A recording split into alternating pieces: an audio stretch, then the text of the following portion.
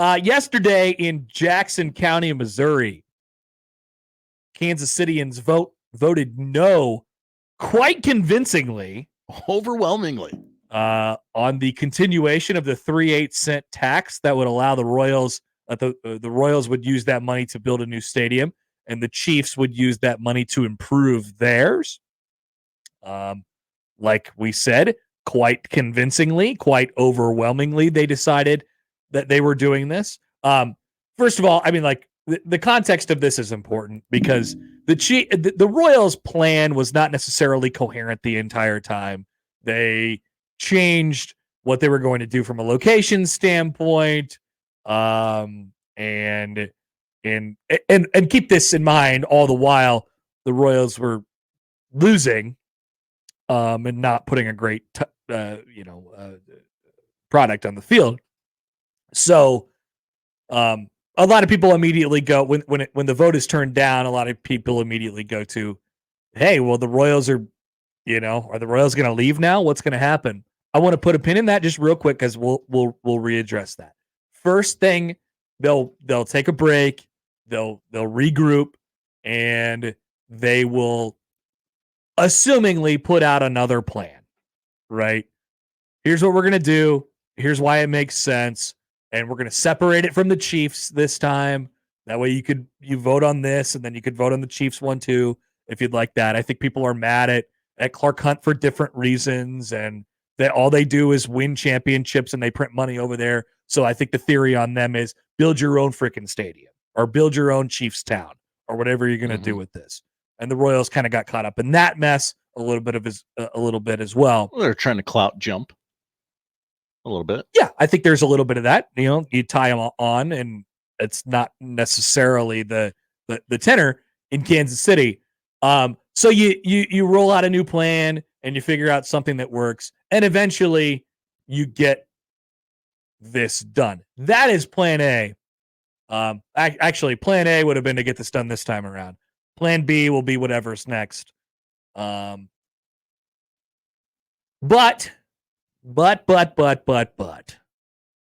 I will say this. We don't know John Sherman yet. Yes, he is given off the perspective that he loves Kansas City and he wants to and he vows to keep the Royals there. If I were John Sherman today, I'd be a little triggered.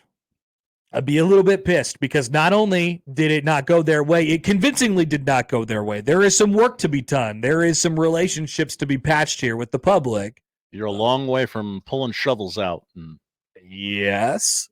And so they have themselves to be mad at, but I think they're probably, licking their wounds a little bit from that convincing vote last night. And now we eagerly wait the response. How combative will the next response be from John Sherman after last night, which was, we're going to take a break. We're going to take a step back. We're going to reevaluate. I'll talk to you in a little while. What will the next thing say? Do you try again? Do you try another site? Do you pay for it yourself? And then the next step after that, if all those fall through, is indeed the nuclear option, which is bye-bye Kansas City Royals. We move somewhere else. We like Montreal is going to be next in line for the expansion franchise, right? Maybe Nashville too. Yeah, it's one of those two. The thought is that Major League Baseball will expand. Yeah. But we're talking about a franchise relocation here, potentially. Once again, we're I don't want to panic anybody yet. Am I concerned at the moment? Interesting way to put it. But I'm certainly more concerned than I was yesterday. Yeah. I'm more concerned than I was yesterday. And so I guess I have a broader topic for you all. If they do move, does that give me the right to begin again in my fandom? As Michael Bruns has previously mentioned, his A's are the owners of his baseball team, who he hates. I don't hate the owner yet, by the way. Okay. If they move him, I do hate the owner. Okay. Obviously. But he has owners who he hates. If they move them, he's like, why would I follow this team? Why would I care about this team at all? It's time for me to start fresh. I'm not following the Oakland. I don't have any allegiance to the green and the gold, right? Like it's about the baseball team. It's about the community, right? So he doesn't have to go to Vegas with them. He doesn't have to go to Sacramento with them. So I think this gives you free. I'm not looking for a way out, by the way. I'm in. I'm all the way in. But if they give me the out, it's time. I'll probably have to take it, unless they move to Omaha, of course. Then you're forced. They are forced upon you. Yep. I'm just saying, Connor. There's plenty of room in the A for you. I will not be a Braves fan. I don't think. Well, we'd love to have you. Brian writes in. Hi, Brian. Would you vote yes if you lived in Kansas City? I would have, because like Omaha did everything to keep the College World Series. It was a not to get too deep into it here, but like the 3/8 cent tax already existed. They were already getting that money. They're now just going to reallocate that money, the 3/8 cent tax, to do some of the things that they want to do. That's how it was always explained to me anyway. It would have been no change to the citizens of Kansas City, is my understanding of it, right? But the Chiefs and the Royals obviously have some junk to figure out in terms of how they present these things to the people of Kansas City.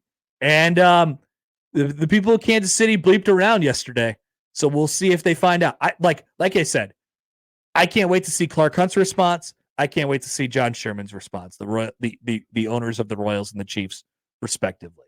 Is it combative? Do they come back and say, hey, look, you guys asked for this, so here's the deal now, right? Or is it, hey, we're willing to work with you? And I think that'll ultimately be what happens. We're willing to work with you, and we're going to come back to the table, and we're going to ask to do this again with a more succinct plan and a thing that everybody can get on board with.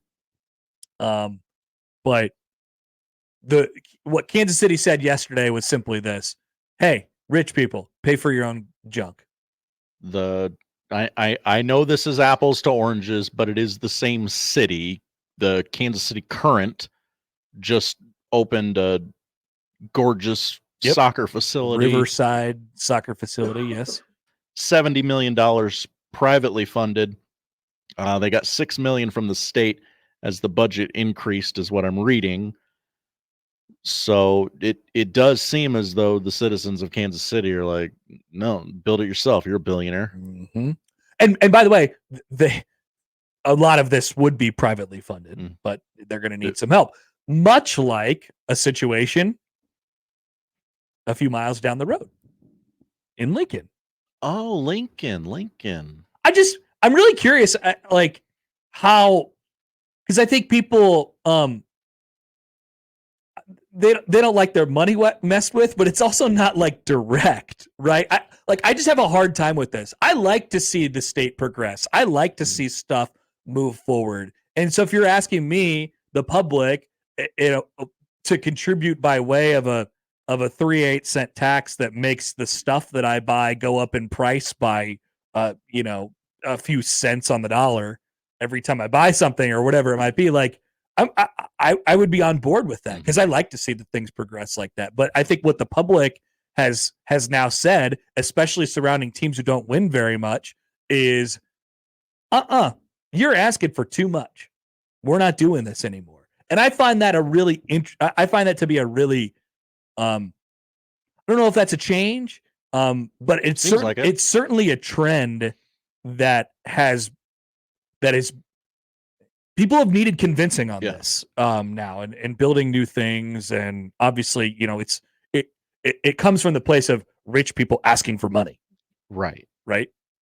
We've seen here locally, but it's not. But it also helps you as a person who lives in the town. Which I would say over and over again, like, hey, this is a good thing for us, as a city, and you can have a part in helping. I like that idea. The last few school districts who have came to the public with their hat in hand and tears in their eyes have been denied by the public, because quite frankly, I don't think people understand what they're voting or not voting for. That's true. But we remember the very temporary restaurant tax here in Omaha. We were told that this is temporary. It won't, it's a fraction of a cent. What do you care? And here it is all these years later, still intact Mhm. and still funding many great things Yeah. in our city. And you don't notice it anymore. Yeah. Whether that's right or wrong, like, but remember the outrage? Yep. That is that is the way I tend to approach it, Josh. I'm with you. But I think there's a lot of people who now approach it from, hey, look, you're a billionaire sports owner in a professional city. Like, figure it out. Pony up. Also, we like our stadium. We like it the way it is. And I think that has something to do with it as well. I'm curious how much of the vote. I wish you could ask follow-up questions on like a yes no vote. Like, why are you voting no for this? Because I think a lot of people do think, well, Kaufman's not a dump. Yeah. You don't need this. Feels like a want, Mr. Sherman. But this is something that you have to like.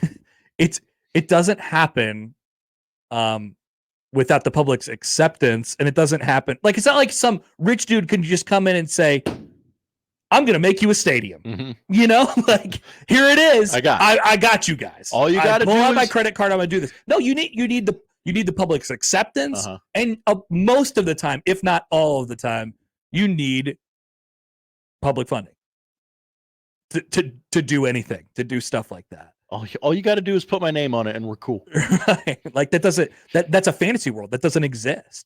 And so I think, like I said, Kansas City bleeped around a little bit, and we'll see what happens, what the reckoning is when they find out. That's all. We got an email from David. David? I haven't read this yet, so let's see where it goes. Yeah. So this was an exclusively Jackson County vote. I live further north in Clay County, which is a little more affluent than the communities in Jackson County. Granted, I am not rich, but I pay 9/10 of a cent on each gallon of gas, but no one has ever batted an eye. I would have voted yes if I could vote. Yeah. And so this is about the principle, you know. It's sort of about the principle in that regard. And like I said, it's not the fact that the vote lost yesterday. It's the fact that it got wrecked. It got wiped off the ballot. It was done at 6:00. It was done with the absentee ballots. Like I saw the report start coming at 6:30. I'm like, oh my God, no. This is not going to go. This is not going to go. Yeah. So you've really, you're going to have to hire people to figure out the messaging for you and how you can figure out how to sell this to the people, because they're going to try again. I hope so. We're a long way from the Omaha Royals or the Montreal Expos becoming a thing. Yep. Text from the 402. Hi, 402. Kaufman is nice. Wrigley is a dump. Oh. Rosenblatt, Wrigley Jr. was a dump. Now, I have to refute these things in a moment. We needed the Chuck to keep the CWS. Maybe they needed a new stadium to keep the Royals, but the Kaufman is a cool field, still not a dump. Hey, I don't know what the last time, Texter, you've been to Wrigley Field is. It ain't a dump. There's been a lot of upgrades. It is not a dump. That is a beautiful, like not only a beautiful aesthetically baseball watching place, but I mean, what they have done outside of down the third baseline, clubhouses, the innards sort of the building is frankly unbelievable considering what they have to work with. Got some bullpens underneath the bleachers out in right field. I know they're covered now and people don't like that idea. Like I like the bullpens being down the lines like always, but it's a player friendly facility, it's a fan friendly facility, and it's one of the most originally beautiful places in all of baseball. It ain't a dump. That is the best place to be. It's not so like they have the old school combined with it's also relatively convenient. You can only work within your confines, and they've done a really good job of that at Wrigley. Sorry, not the guy whose name started with T that we don't talk about anymore. Him and his guys. You mean Judas? Yes, him and his guys went to Wrigley to figure out, how can we keep the bones of an old historic stadium but renovate almost literally everything. People have texted in about Frank White's responsibility and all this too. Yeah, see, there's also beloved people who sometimes don't like to work in the best interests of what's going on with the team and things like that as well. Yeah, I don't know the exact background of that, but That seems to be a major part of this coming out of it as well. So we can get to more responses on this if you guys want to. If you want to talk building new things, building new buildings, if you'd like. Oh, Connor, I just got a piece of news across my desk here. What is it about? Is it about Dylon? No. Oh, okay. Kelsey Jam is back. Yeah, see, I got that email last week too. I'm surprised we didn't talk about this sooner. I just saw But it's embargoed, right? We can't talk about this. Well, they just tweeted out the lineup an hour ago. Oh, okay. So we're good. We're good. I got an email from them about this embargoed information about the Kelsey Jam again. Saturday, May 18th. Lil Wayne, Diplo, 2 Chainz. So yeah, I got an email on Monday that said, "Hi Connor, tomorrow afternoon we'll be announcing the return of Kelsey Jam, including the headlining acts. The embargo lifts at 2:30 today." So we're good. Reaching out to see if you're interested. So who is it? Who is it? Lil Wayne, Diplo, 2 Chainz, and a couple other people I don't know. Now, tell them to say, "Give me the 3/8 cent tax back," and then you got a stadium. Exclusive Cash App pre-sale. Would you buy your concert tickets on Cash App? I want that to be a poll question, but maybe we shouldn't. I know. They might. I don't think they would see it, but what if they see it? Back with more next on 1620 The Zone. The Connor Happer Show. Who's pitching tonight? You Darvish, having a great year. The Connor Happer Show. I know about that guy. On 1620 The Zone. What a mess.